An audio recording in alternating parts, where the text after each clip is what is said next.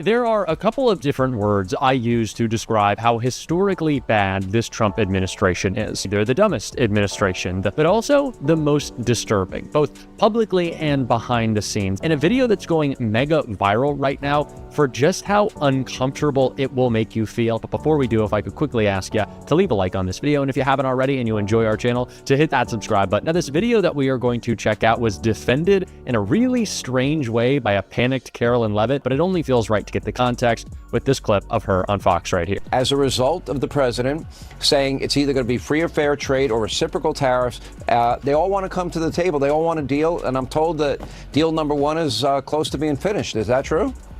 Mm-hmm. It is true. We believe that there could be several deals very soon. More than 75 countries have reached out to the administration. More than 15 offers are on the table. And the president's trade team and the president himself are working very hard to negotiate tailor-made trade deals with every country that has reached out. No other president has had the courage to fully use the leverage of the United States of America, not just our economic might, but our military and national security might as well. And, you know, I was asked an interesting question earlier this week by a reporter at Fake News CNN. She said at the premise of her question, you know, Karoline, the whole world is on notice because of what President Trump is doing. And I said to her, that's exactly the point. The world is on notice. The world is finally realizing that under this president, the United States of America is not going to be taken advantage of. This is the defense of the indefensible. That is Karoline Leavitt's job. The only success that you can claim tariffs have had is a small bump in the market that didn't recover all of its value. And Karoline Leavitt is trying to push forward this idea that somehow people want to make deals, which they don't. And now the rest of the world is calling our administration. The phones are ringing off the hook because they need the United States of America, not just our economy and our market, but they need us to continue providing peace around this world. And they know that they are indebted to us for the stability that we have provided in their own countries for decades. And the president has made that very clear, that the American people are finally going to have the front seat at the table, and thank God for it. Donald Trump's administration is in turmoil. Everyone is in a state of chaos, and Karoline Leavitt is trying to pretend like the rest of the world views us so positively. The only ones with a positive view are those with the MAGA mindset and in the cult of Donald Trump. That cabinet that produced this disturbing video that Karoline Leavitt tried to defend. Ms. Cabinet. Under your leadership, we are going to revitalize and make shipbuilding and maritime great again. At the Trump EPA, we're going to make it proud. The honor and respect we have for each other is a reflection of you and your leadership. Thanks to your leadership. You were overwhelmingly elected by the biggest majority. Well, Mr. President, thank you for your leadership at the border. Thanks to your fantastic leadership. So the American worker is grateful. Main Street is grateful for you. The way they kiss his ass is just so uncomfortable. It goes to show how badly Donald Trump needs approval all the time. And Karoline Leavitt tried to cover that up when she was on Fox with this ridiculous lie right here. The president invited the press into the meeting where he went around the table and instructed each and every one of his cabinet secretaries to provide an honest update about what they are doing at their respective agencies. And every cabinet secretary is a rock star. They are passionate about the issues they are leading on, and they are delivering on exactly what President Trump called upon them to do. There is so much good news flowing out of this administration every day. It's definitely hard for the media to keep up with. They don't know how to cover this administration. They are grasping at straws, and it's easy to talk to the press every day because President Trump is doing exactly what he promised the American people he would do, and there are wins after wins after wins every single week. The clearest example of that lately has been some reporting that Rachel Maddow did on Linda McMahon. See, it was wild. Take a look. You may recall that Trump appointed a pro wrestling executive named Linda to be the Secretary of Education, Linda McMahon, right?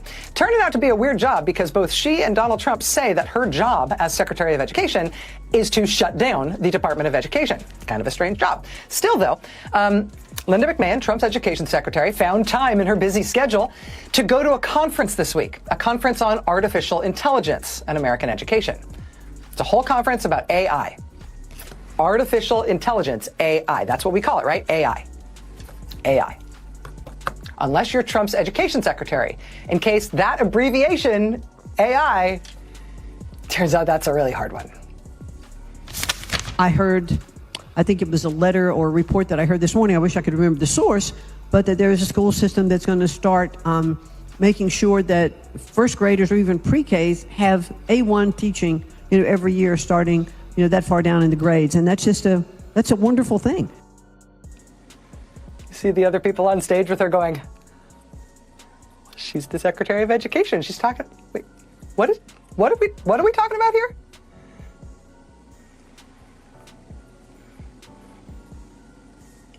Sure that first graders or even pre-Ks have A1 teaching, every year starting, that far down in the grades. And that's a wonderful thing.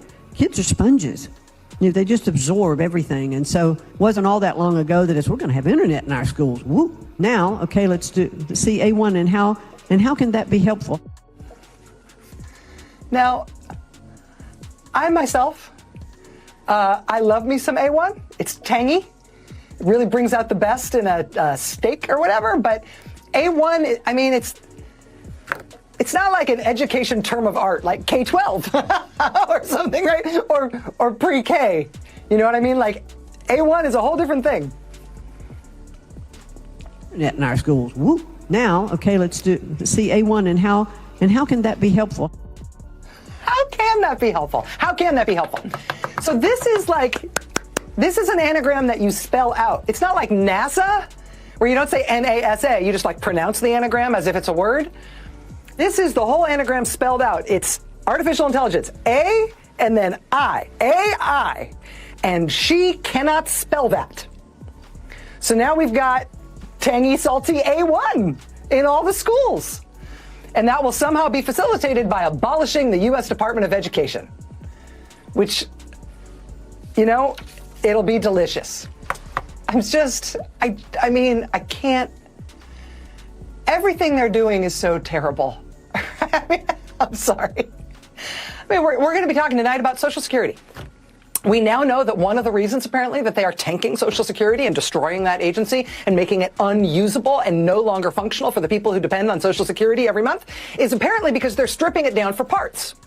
While Social Security recipients have not been able to get through to Social Security either on the phone or online or in person, and people are starting to miss Social Security checks, and they're firing thousands of people who work at Social Security.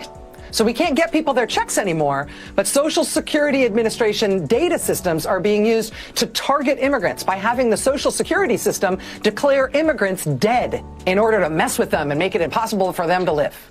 I mean, that's a thing that they're doing. Karoline Leavitt went on Fox and blamed Joe Biden for gas prices that actually spiked after Donald Trump started a war with Iran. Political commentator Jack Cocchiarella caught it live and broke down exactly what she left out. The spike didn't start under Biden. It started the week Trump escalated the war. He's not a senator, and he's not a network anchor. He's just someone who watches the footage frame by frame and points out the part she skipped. Critics say it's more than just spin. They say it looks like a press secretary covering for the president, and some even argue that it crosses a legal line, not just an ethical one. Subscribe, because somebody has to keep counting.